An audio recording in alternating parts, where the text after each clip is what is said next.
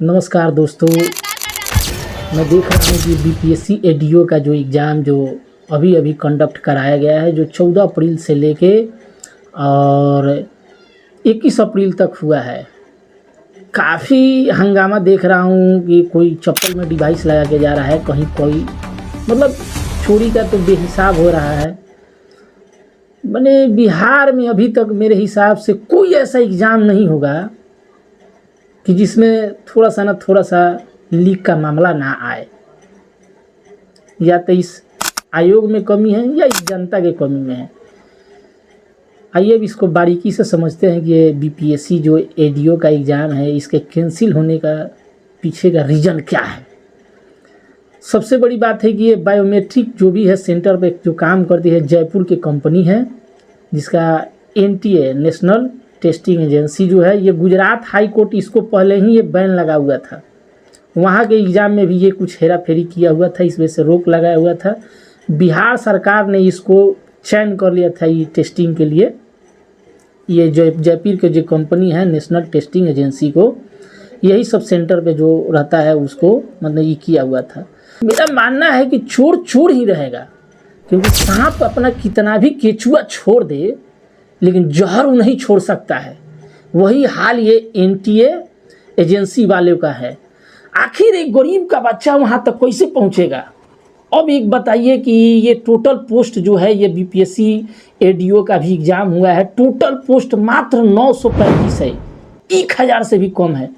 इसमें लगभग फार्म जो फिलअप किए हुए थे, लगभग 9,70,000 स्टूडेंटों ने इसको मतलब कि फॉर्म फिलअप किया है।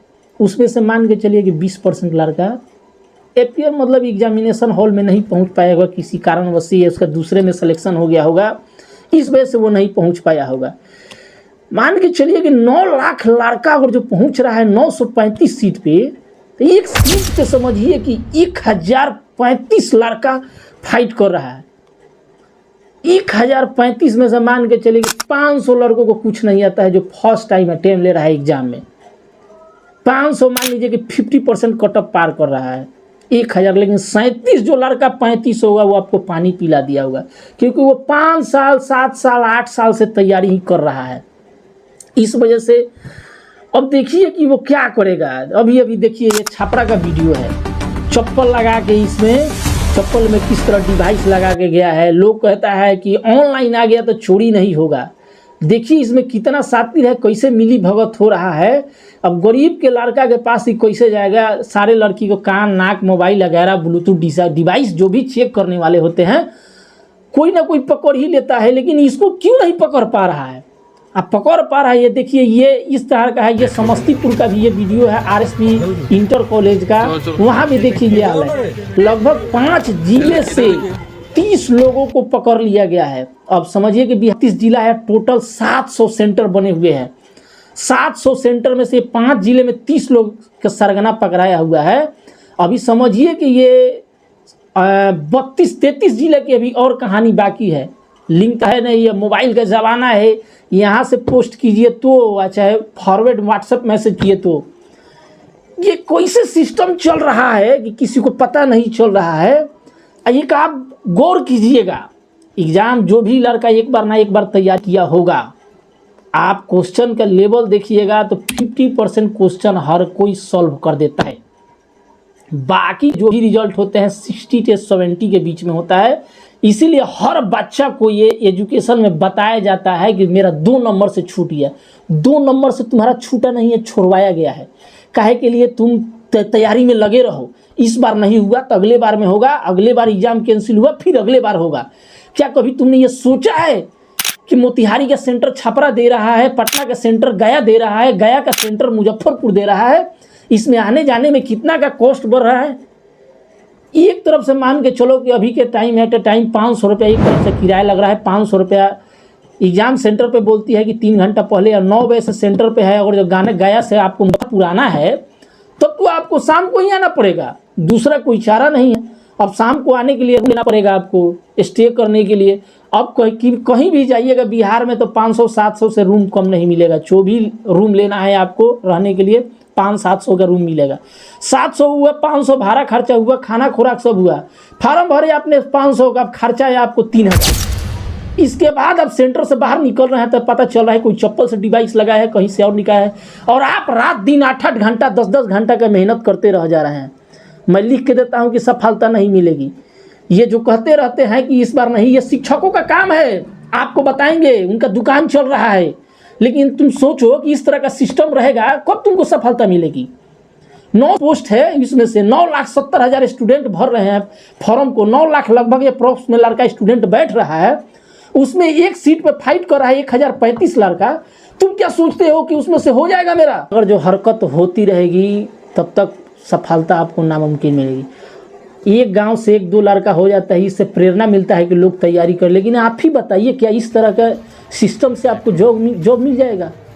बेरोजगारी का ये आलम है कि मतलब कि समझिए कि एक सीट पर इतना लड़का है। यही नहीं, मैं पिछले 2-3 महीना पहले भी एसएससी का स्कैम एमटीएस का हुआ था, उसका भी वीडियो बताया, बना के मेरा भी डाला हुआ है उस पर। मतलब हर एक एग्जाम में आपके पास पैसा और पावर है तो आपके पास जॉब कोई मायने नहीं है, कल आप ले लीजिएगा। और आपके पास ना पैसा है ना पावर है तो आप 10 घंटा मेहनत नहीं, 14 घंटा मेहनत करते रहिएगा, सर का बाल उड़ जाएगा, कुछ नहीं होगा। फिर बाद में आप ज्ञान देते रहिएगा, कुछ सुनने वाला नहीं होगा। इससे पहले प्लान ए बी अपना तैयार करके रखें, ये नहीं तो यही दशा होगा। जो एडीओ बीपीएससी का एग्जाम दे रहे हैं क्या वो मैट्रिक का लड़का दे रहे हैं, ग्रेजुएशन पास लड़का दे रहे हैं? उसकी उम्र क्या हो गई है? एक बार में कोई बैठना है, तैयारी चाहिए उसके लिए। क्वेश्चन तो मैं देखा तो उसका दंग रह गया। एक क्वेश्चन आया था, क्या पूछ रहा है कि विवाह करना के क्या है, लेकिन देखिए इस टाइप का क्वेश्चन पूछना चाहिए। ये तो सरासर बता रही है कि आप सबसे पहले शादी विवाह कीजिए, एग्जाम को गोली मारिए, पारिवारिक जीवन बिताइए। इस टाइप का क्वेश्चन आ रहा है। ये सब आता है 50% 70% क्वेश्चन ऐसा ही रहेगा कि तुम भी आके घर में अपने पेरेंट्स से, माता पिता से बताओ कि पापा मेरा 2 नंबर से छूट गया है। बेटा तुम्हारा 2 नंबर से नहीं छूटा हुआ है, तुमको वो 2 नंबर से छुड़वाया गया कि तुम अगली बार भी तैयारी करते रहोगे, सरकार को फार्म भर के देते रहोगे, शिक्षकों को वहाँ पे कोर्स खरीद के पढ़ते रहोगे। तुम्हारे पास उतना नहीं होगा, उस पर से शिक्षक साहब समझाएंगे तुमको ये इस बात को कि तुम बेटा एक बार और तैयारी करो, क्या पता किस्मत का ताला चाबी के अंतिम गुच्छे से खुल जाए। खुलने वाला नहीं है जब तक ऐसे ऐसे सिस्टम में लोग बैठे रहेंगे। बस मेरा यही आग्रह था और आपको अवेयरनेस करना था कि थोड़ा समझे कि क्या हो रहा है और अपने साथ प्लान ए और बी लेके चले। बस लगभग अभी तक इसमें से 30 लोग गिरफ्तारी 5 जिले से हुई है। एसआईटी की गठन हो गई है। सरकार, ये हाई कोर्ट में भी मामला चल रहा है। शुरुआत तो हाई कोर्ट से ही हुई है, हाई कोर्ट स्टे लगाई हुई है। अभी मतलब उस तरह का स्टे लगे नहीं है, अब कैंसिल हो जाए। लोग तो कैंसिल करवाना चाहते हैं, क्या होगा क्या नहीं है। अब जो भी हो, मेरा मानना है लड़का के पक्ष में हो, उन स्टूडेंटों के पक्ष में हो जो रात दिन मेहनत करते आ रहे हैं और कोर्ट संज्ञान में लिया है। अब देखिए आगे क्या होता है, जैसा होगा मैं आपको इन्फॉर्मेशन देता रहूँगा।